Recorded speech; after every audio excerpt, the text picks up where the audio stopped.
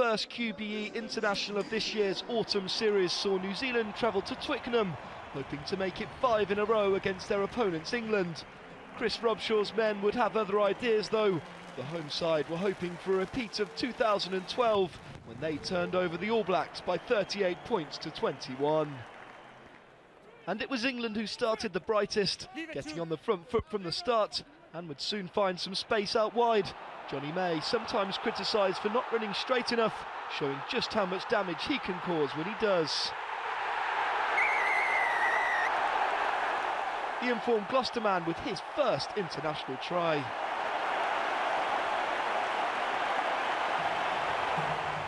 Owen Farrell missed the conversion, and one thing England have learnt in the past is that when you're on top against the All Blacks, you have to take your chances. And when Mike Brown put down Kyle Eastman's pass 5 metres out, they knew they'd missed a golden opportunity. And as their opponents began to grow into the game, they were made to pay for that missed chance. Jerome Kano making the initial break, and fly half Aaron Cruden was on hand from the next phase to wriggle over. Touch the line, try is good! Touch the line, try is good! The All Black in a tussle for the number 10 shirt with Dan Carter ahead of next year's World Cup, and showing just what he can offer. Like Farrell, he also failed to convert though, and the scores were level until Farrell put England back in front with a simple 3 points on 17 minutes.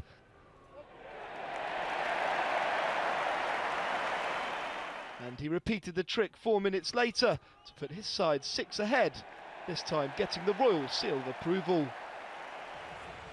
Cruden was gifted the opportunity to cut that gap down to 3 when England hooker Dylan Hartley was penalised for a late hit on the fly half.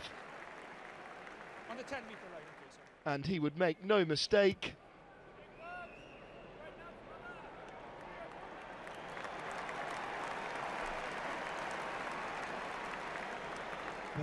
England captain Robshaw was penalised for hands in the ruck just before half-time, gifting Cruden another 3 to get things level.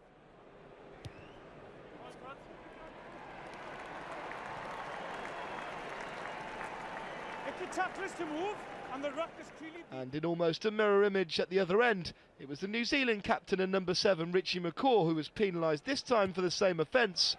Farrell doing the honours for the hosts and giving them a 14-11 lead at half-time.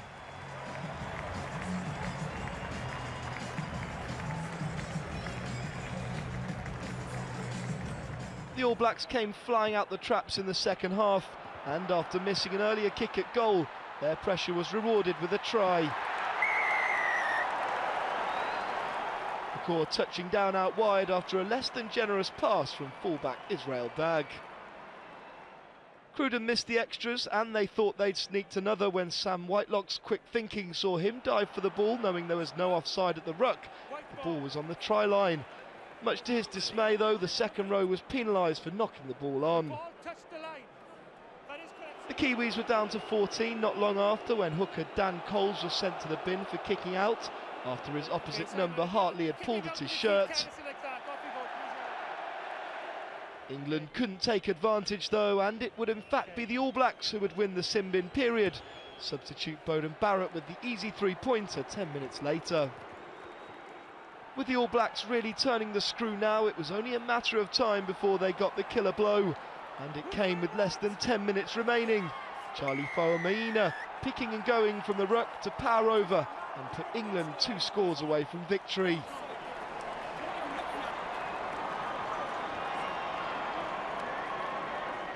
Barrett couldn't convert and England never gave up hope though. Their scrum, like their lineouts, have been impressive throughout. None more so in the final minute when referee Nigel Owens was forced to give a penalty try with New Zealand right on their own line. A quick drop goal conversion from George Ford meant there was still time for kick-off and perhaps one final push from the home side. However, a drop ball from Robshaw spelled the end of the game.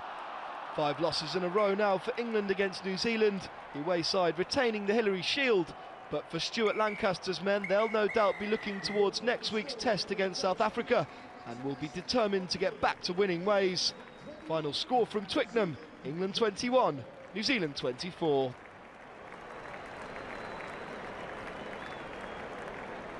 Today's